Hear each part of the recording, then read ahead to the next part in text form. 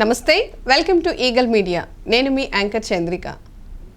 ఎవరైనా ఏదైనా అడిగినప్పుడు అయ్యో మర్చిపోయానే, గుర్తులేదే, ఇప్పటి వరకు గుర్తుంది, ఇప్పుడు రావటం లేదు, ఇలాంటి సమస్యలు సాధారణంగా మనం చూస్తూ ఉంటాం. ముఖ్యంగా విద్యార్థుల్లో ఇది ఎక్కువగా కనిపిస్తూ ఉంటుంది. ఏదైనా అడిగితే గుర్తు రావటం లేదు అనేటటువంటి సమస్యతో చాలామంది బాధపడుతూ ఉన్నారు. మరి ఈ సమస్యకు చెక్ పెట్టేందుకు మీకు ఒక చక్కటి పరిష్కార మార్గాన్ని మేము ముందుంచుతున్నాము. మరి ఈ సమస్యకు శాశ్వత పరిష్కార మార్గాన్ని తెలియజేసేందుకు మనతో పాటు ఉన్నారు ప్రముఖ వైద్య నిపుణులు, మాజీ సభ్యులు, medical council of India doctor CL Venkatrao గారు. వారితో మాట్లాడి మరిన్ని వివరాలు తెలుసుకుందాం. నమస్తే సార్. నమస్తే సార్. మేధావిలు చాలామంది కూడా చాలా జ్ఞానాన్ని పొందుతూ ఉన్నారు. మరి సర్వసాధారణంగా ప్రజలు చాలామంది విద్యార్థులు కానివ్వండి, మేము మర్చిపోతుంటున్నాము, గుర్తు రావట్లేదు అనేటటువంటి సమస్యతో చాలా బాధపడుతూ ఉన్నారు. మరి దీనికి సంబంధించి గల కారణాలు ఏంటో తెలియజేయండి. అదేవిధంగా శాశ్వత పరిష్కార మార్గాలను కూడా తెలియజేయండి సార్. తల్లిదండ్రుల ఆకాంక్ష ఎలా ఉంటుందంటే, ఒక రైతు నా కుమారుడు ఇంజనీర్ అవ్వాలి, డాక్టర్ అవ్వాలని కోరుకుంటాడు. ఉద్యోగాలు చేస్తుంటారు, టీచరు, పోలీస్ కానిస్టేబుల్. టీచర్ ఏం కోరుకుంటుంది? ఆమె కలెక్టర్ కంట్రోల్లో ఉంటుంది కదా, కలెక్టర్ నా కొడుకుని కలెక్టర్ కూతురుని చేయాలంటుంది. అలాగే పోలీస్ కానిస్టేబుల్, ఎస్ఐలు, సిఐలు వాళ్ళేంటి, మేము ఎస్పీ గారి దగ్గర ఐపీఎస్ ఆయన దగ్గర పనిచేస్తున్నా, నా కొడుకు కూతురిని ఐపీఎస్కి పంపాలని ఉంటుంది. అంటే తండ్రిని మించిన తనయుడు, తండ్రిని మించిన కుమార్తె ఉండాలని కోరుకుంటారు. దీనన్నిటికీ కీలకం మేధో సంపత్తి, జ్ఞాపక శక్తి, విషయ పరిజ్ఞానం. ఇప్పుడు మేనరికపు వివాహాల వల్ల చాలా సమస్యలు ఉంటాయి. వారికి జ్ఞాపక శక్తి తక్కువ ఉంటుంది, మేధో సంపత్తి కూడా తక్కువ ఉంటుంది. ఇదే కాకుండా ఈ రోజున కొంతమంది పిల్లలు వచ్చి ముఖ్యంగా పరీక్షల ముందు, అమ్మ, డాడీ, మమ్మీ నాకేం గుర్తుండటం లేదు, నేను పాస్ అవుతానని నమ్మకం లేదు, మీరేమో ర్యాంకులు అంటున్నారు, నాకు ర్యాంకులు కాదు కదా, ఫెయిల్ అవుతాను, నేను మానేద్దాం అనుకుంటున్న పరీక్ష, నాకు టెన్షన్ వచ్చేస్తూ ఉంది, ఏం గుర్తుండట్లేదు, ఎందుకు అక్కడికి వెళ్తే కూర్చుని వచ్చేయటమే కదా, ఏం రావట్లేదు, మెదడులో ఏమి గుర్తుండట్లేదు అని చెప్పి మారా వేస్తారు. ఆ రకంగా టెన్షన్కి గురైపోతారు. ఇక ఈ రోజున ఇంటర్మీడియట్ అంటే ఇక రెండే గ్రూపులు, ఎంపీసీ, బైపీసీ. ఎంపీసీ వాళ్ళ లక్ష్యం జేఈఈ పరీక్ష రాయాలి, ఐఐటీలో ఇంజనీరింగ్ సీట్ సంపాదించాలి. బైపీసీ తీసుకుంటే నీట్ పరీక్ష రాయాలి, గవర్నమెంట్ మెడికల్ కాలేజీలో ఫ్రీ సీట్ రావాలి. ఈ లక్ష్యంతో ఇక పిల్లలను రుద్దుతుంటారు. పొద్దున 6 నుంచి రాత్రి 10 దాకా కార్పొరేట్ కళాశాలల్లో చేర్పించేస్తారు. ఇక వాళ్ళకి అసలు మానసిక ఒత్తిడి, టెన్షను ఇక మామూలుగా ఉండదు. ఆటలనేవి ఏముండవు, శూన్యమే. తినటానికి కూడా టైం ఉండదు. ఇక్కడ ఏంటంటే ఇటుపక్క తల్లిదండ్రులు, అమ్మ, అబ్బాయి నీకు మంచి ర్యాంకు రావాలిరా, నీకు మెరిట్ సీట్ రావాలి, నీట్లోనూ జేఈలోనూ మంచి ర్యాంకులు రావాలని వాళ్ళు కోరుతుంటారు. అక్కడ కాలేజీకి వెళ్తే ఆ కార్పొరేట్ కళాశాల వాళ్ళు కాస్త తెలుగు వాళ్ళ పిల్లల్ని వాళ్ళు పట్టుకుని రుద్దుతుంటారు. వాళ్ళ స్వార్థం ఏంటంటే కళాశాల వాళ్ళు ర్యాంకుల పంట పండించుకుని రిజల్ట్స్ వచ్చిన రోజు టీవీల్లో అడ్వర్టైజ్మెంట్లు, పేపర్లో అడ్వర్టైజ్మెంట్లు, 1 1 2 2 3 3 4 4 వేసుకోవాలి. ఇదంతా కూడా ఈ పిల్లల యొక్క మేధో సంపత్తి, జ్ఞాపక శక్తి మీద ఆధారపడుతుంది. మెదడు అంటే కంప్యూటర్ లాంటిదే. మన computer memory, cell phone memory ఎట్లాగో మెదడు కూడా అలాంటిది. ఈ ఆకాంక్షలు ఉన్నప్పుడు వాళ్ళని యోగా, ప్రాణాయామము, ధ్యానము, వ్యాయామం చేయటం ద్వారా కొంత మానసిక ఒత్తిడిని తగ్గించవచ్చు. ఈ ఒత్తిడి ఉంటే రాత్రిపూట నిద్ర కూడా పట్టదు. కొంతమంది హెల్మెట్లు ధరించకుండా బైకులు నడుపుతున్నారు. ఇప్పుడు ఆంధ్రప్రదేశ్ హైకోర్టు హెల్మెట్ నడిపేవాడే కాదు, వెనకాల కూర్చునేవాడు కూడా హెల్మెట్ ధరించాలి, లేకపోతే పోలీసుల్ని అక్కడికక్కడే స్పాట్లో ఫైన్ వేయమంటున్నారు. ఫైన్ కట్టకపోతే తీసుకెళ్ళి ఈ బైక్ని తీసుకెళ్ళి పోలీస్ స్టేషన్లో పెట్టమన్నారు, లేకపోతే వేలం వేసేయమంటున్నారు. అంత కఠిన నియమం ఉన్న బైకులు హెల్మెట్ లేకుండా ప్రయాణం చేయటం వల్ల తలకు గాయాలవుతాయి. తలకి గాయం అయినప్పుడు మనకు కనపడదు, సిటీ స్కాన్లో నార్మల్ అని వచ్చినా కొంత మేధో సంపత్తి, కొంత జ్ఞాపక శక్తి తగ్గుతుంది. లైక్ పిల్లలు కొంతమందికి ఫిట్స్ ఉంటాయి, వాళ్ళకి మందులు వాడుతుంటారు, వాళ్ళకు కూడా కొంత జ్ఞాపక శక్తి ప్రభావం ఉంటుంది. పెద్దవాళ్ళకి పక్షవాతం వస్తుంది. పక్షవాతం వచ్చినప్పుడు మెదడుకు రక్త సరఫరా తగ్గి ఆ విధంగా కూడా జ్ఞాపక శక్తిపై ప్రభావం ఉంటుంది. షుగర్ వ్యాధి 10, 15, 20 ఏళ్ళు ఉంటే క్రమేణా మెదడుకు రక్త సరఫరా తగ్గటం వల్ల జ్ఞాపక శక్తి తగ్గుతుంది. ఈ అల్లోపతి మందులు లేదా రోజుకు 10, 12 మందులు వాడుతుంటారు. ఈ జ్ఞాపక శక్తి సరిగా లేక ఒకే మందు వేసుకోలేదని చెప్పి మళ్ళీ ఇంకోసారి వేసుకుంటారు. ఒక ట్యాబ్లెట్ 2 సార్లు వేసుకుంటే ప్రమాదం కదా, షుగర్ ఉంది, వేసుకోలేదని మళ్ళీ వేసుకున్నారు, షుగర్ డౌన్ అయిపోతుంది. బీపీ ట్యాబ్లెట్ వేసుకున్నాడు, మతిమరుపు వల్ల మళ్ళీ ఇంకోటి వేసుకుంటారు, అప్పుడు బీపీ డౌన్ అయిపోతుంది. ఇప్పుడు మనకు కావాల్సింది ఏంటంటే శాశ్వత పరిష్కార మార్గం, మేధో సంపత్తిని పెంచటం, జ్ఞాపక శక్తిని పెంచటం. తర్వాత సీట్ వచ్చిన తర్వాత మళ్ళీ ఉద్యోగం కొరకు రాష్ట్రాల్లో service commission group 1, group 2, group 3, మళ్ళీ ఢిల్లీలో ఉండే యూపీఎస్సీ పరీక్షలు, ఐఏఎస్, ఐపీఎస్ కోసం ఆ పరీక్షలు రాయాలి. ఈ పరీక్షలు రాస్తున్న విద్యార్థులకు జ్ఞాపక శక్తిని పెంచి టెన్షన్ తగ్గించడానికి ఒక మార్గం అనేది ఈరోజు మనకు ఏర్పడింది. దీన్ని వినియోగించటం ద్వారా పిల్లలు వాళ్ళ యొక్క పరీక్షల్లో ప్రభావం చూపి చక్కటి ర్యాంకులు, మార్కులు, సీటే కాదు ఉద్యోగాలు. అట్లాగే టీచర్లు డిఎస్సి పరీక్ష రాయిపోతున్నారు, వాళ్ళకు కూడా టెన్షనే. వాళ్ళు ఒక పక్క ఎక్కడో చిన్న చిన్న ఉద్యోగాలు చేసుకున్నారు, ప్రైవేట్ ఉద్యోగాలు, మరి కుటుంబ బాధ్యతలు ఇవన్నీ ఉంటాయి. వాటిలో చదువుకోవటము, జ్ఞాపక శక్తి మీద ప్రభావం ఉంటుంది. కనుక లీ ఫార్మా అనే కంపెనీ వారు జ్ఞాపక శక్తిని పెంచి మెదడు యొక్క పనితీరు మెరుగుపరచడానికి యాక్ట్ ఆన్ మెమరీ అనే ఒక టానిక్ సిరప్ ద్రవాన్ని తయారు చేశారు.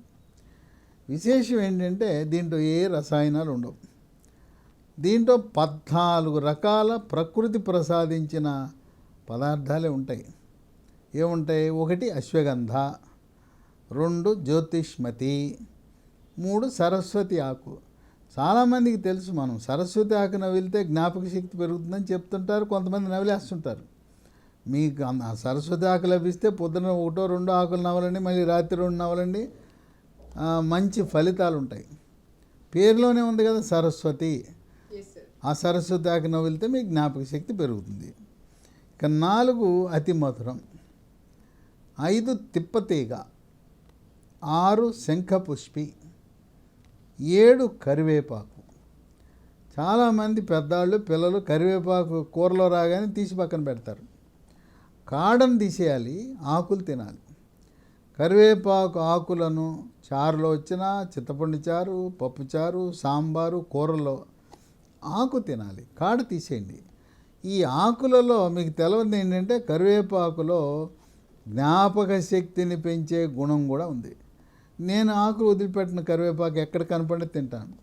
అలాగే తల్లిదండ్రులు టిఫిన్లోను, భోజనంలో, అన్నంలోకి రకరకాల కారాలు తయారు చేస్తారు. కంది కారం, శనగ కారం, నిమ్మకాయ కారం. వాటి బదులుగా కరివేపాకు కారం చేయండి. ఆ కరివేపాకు చాలా విశిష్టమైంది దీంట్లో ఉంటుంది. ఇక 8 దుండిలం, 9 శతావరి, 10 త్రిఫల. త్రిఫలలో ఉసిరికాయ, తానికాయ, కరక్కాయ 3 ఉంటాయి. ఉసిరికాయ అంటే మనం నిలవ పచ్చడి పట్టుకునే ఉసిరికాయ. అంటే ఆ ఉసిరికాయ తొక్కో లేదా ఉసిరికాయ కాయో రోజు తింటే మీ జ్ఞాపక శక్తి పెరుగుతుంది. లేదు మార్కెట్లో దొరికే సమయంలో ఆ ఉసిరికాయలు పిల్లలతో తినిపించండి. ఒగరుగా పుల్లగా చేదుగా ఉంటాయి. దాంట్లో విటమిన్ సి ఉంటుంది, జ్ఞాపక శక్తిని పెంచే గుణం ఉంది. దొరకని సీజన్లో ఆయుర్వేద షాప్కి వెళ్తే ఈ పొడి దొరుకుతుంది, ఉసిరి పొడి దొరుకుతుంది, ఆమ్లా పొడి అంటారు. అది తెచ్చుకుని నీళ్ళలో కలిపి వాడచ్చు. లేదు మనం పచ్చడి పట్టుకుంటాం, ఉసిరికాయలు రోజు ఒక ఉసిరికాయ పచ్చడి తింటే బ్రహ్మాండం. ఇక 11 బూడిద గుమ్మడికాయ. అసలు బూడిద గుమ్మడికాయ ఎవరు అసలు కూరే వండుకోరు, దాని జోలికి పోరు. ఎందుకు వాడుతున్నారు? బూడిద గుమ్మడికాయ దిష్టి తీయటానికి వాడుతున్నారు. దాని మీద కర్పూరం పెట్టి వెలిగించి దిష్టి తీయటానికి రోగులు హాస్పిటల్ నుంచి బయటకు వచ్చేటప్పుడు ఒకటి కొడతారు, ఇంట్లోకి మళ్ళీ ప్రవేశించేటప్పుడు బూడిద గుమ్మడికాయ కొడతారు. అట్లాగే దిష్టి పోవాలి, శని పోవాలి అని చెప్పి బూడిద గుమ్మడికాయ కొడతారు. లేదా గృహప్రవేశం అప్పుడు పైన కడతారు, ఎందుకు దిష్టి పోవాలని కడతారు. కానీ దాంట్లో ఎన్నో ఆరోగ్య ప్రయోజనాలు ఉన్నాయి. ఉత్తర భారతదేశంలో బూడిద గుమ్మడికాయతో ఒక స్వీట్ తయారు చేస్తారు, హల్వా లాంటి స్వీట్, చాలా బాగుంటుంది. ఇక్కడ కూడా అవగాహన వచ్చి బూడిద గుమ్మడికాయ రసం తాగటం ప్రారంభించారు. బూడిద గుమ్మడికాయ రసంలో తేనె, నిమ్మరసము, అల్లము, కొంచెం తాటి బెల్లం వేసుకుని తాగితే బ్రహ్మాండమైన ఆరోగ్య ప్రయోజనాలు ఉన్నాయి. బూడిద గుమ్మడికాయలో జ్ఞాపక శక్తిని పెంచే గుణం ఉంది. ఇక 12 జటామాన్సి, 13 ఆవు నెయ్యి, 14 తేనె. తేనె అంటే మనకి ఇళ్ళమ్మట వచ్చి ఇదిగో అడవిలోంచి తెచ్చానని బుకాయిస్తుంటారు. ఎక్కడ దొరుకుతుంది నాణ్యమైన తేనె అంటే గిరిజన్ కార్పొరేషన్, ఆంధ్రప్రదేశ్, తెలంగాణ ప్రభుత్వాల వారు తయారు చేస్తున్నారు. లేపాక్షి అని ప్రభుత్వ దుకాణాలు ఉన్నాయి. లేదు మీరు గిరిజన కార్పొరేషన్ ఎక్కడైనా తేనె, అది నమ్మకమైనది, నాణ్యమైనది, అది అడవి నుంచి తయారు చేస్తారు. మిగతా మనకి ఇళ్ళమ్మట వచ్చి ఇదిగోనండి అని అమ్ముతుంటారు వాళ్ళు, అదంతా బెల్లం పాకమే. ఈరోజు మోసం ఏంటంటే బెల్లం పాకాన్ని కాసేసి తేనె అని చెప్పి మనల్ని బుకాయిస్తుంటారు. ఈ యాక్టాన్ మెమరీ, ఇది ఉదయం ఒక స్పూను, రాత్రి ఒక స్పూను, ఇది ఒక సంవత్సరం పాటు వాడినా కూడా మంచిదే. దీంట్లో ఏమి రసాయనాలు లేవు, మందు లేవు. ఇతర మందులతో పాటు ఇది కూడా వాడచ్చు, ఎటువంటి సైడ్ ఎఫెక్ట్స్ ఉండవు. కనుక మెదడు యొక్క పనితీరుని మెరుగుపరచడానికి, చురుకుగా ఉంచడానికి, లేదు ఇంటర్మీడియట్ 2 సంవత్సరాలు చదువుతున్నప్పుడు పొద్దున ఒక స్పూను, రాత్రి ఒక స్పూన్ వేయండి, నష్టం లేదు. మరి మా అబ్బాయి కార్పొరేట్ కళాశాల హాస్టల్లో ఉంటున్నా అంటే అక్కడేమి వాళ్ళు అక్కడ ఉండే టీచర్లు కానీ వార్డెన్లు కానీ అభ్యంతరం పెట్టరు, చదువుతారు. ఆహా మనవాడి జ్ఞాపక శక్తి కోసం ఇతను వాడుతున్నాడంటే ఇంక పిల్లలందరూ దీన్ని అలవాటు పడతారు. దీనివల్ల నష్టం లేనప్పుడు, దీనివల్ల మంచి జరుగుతున్నప్పుడు చూడండి అన్ని బొమ్మలు వేసేసారు, ఇగో ప్రకృతిలో లభించే బొమ్మలు. కనుక దీన్ని హాస్టల్లో ఉంచుకున్నా కూడా, హాస్టల్కి పట్టుకెళ్ళి కూడా పొద్దున రాత్రి వాడటం మంచిది. అట్లాగే మీరు రాష్ట్ర సర్వీస్ కమిషను లేదా యూపీఎస్సీ పరీక్షలు రాస్తున్నారు, దీనివల్ల ఏంటంటే మానసిక ఒత్తిడి, టెన్షను, కుంగుబాటు, డిప్రెషన్ కూడా తగ్గుతుంది. ఎప్పుడైతే టెన్షన్ తగ్గిందో ఆటోమేటిక్గా నిద్ర కూడా పడుతుంది.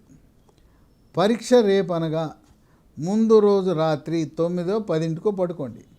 రాత్రంతా చదివితే మీ ఫలితం శూన్యమవుతుంది. ఆ రోజు ఎవరైతే ప్రశాంతంగా పడుకుని నిద్ర లేచి వెళ్ళిపోతారో మీకు సీట్ వచ్చేస్తుంది, మీకు ఉద్యోగం కూడా వస్తుంది. మీకు అలా అనిపిస్తుంది, నాకేమి గుర్తుండదు అని అనిపిస్తుంది. కానీ మీరు పరీక్షా హాల్లోకి వెళ్తే, మీరు రాయటం మొదలు పెడితే ఇంకా ఎక్స్ట్రా పేపర్లు కావాలి అంటారు. కనుక మీరు ఆత్మస్థైర్యం అనేది ముఖ్యం. కనుక ఇది ప్రకృతి నుంచి ప్రసాదించిన యాక్టాన్ మెమరీ కొత్తగా మార్కెట్లోకి వచ్చింది. లీ ఫార్మా కంపెనీ వాళ్ళు ప్రవేశపెట్టారు. దీన్ని పొందాల్సిందంటే ఎలా కావాలంటే అమెజాన్లో ఆన్లైన్లో ఆర్డర్ పెట్టుకోవచ్చు, లేదా కంపెనీ వాళ్ళ వెబ్సైట్ ఒకటి ఉంది, www.leehealthdomain.com. 3 ఫోన్ నంబర్లు కూడా ఉన్నాయి, వాళ్ళకి ఫోన్ చేస్తే కొరియర్ ద్వారా పంపిస్తారు. 9100107481 9100100748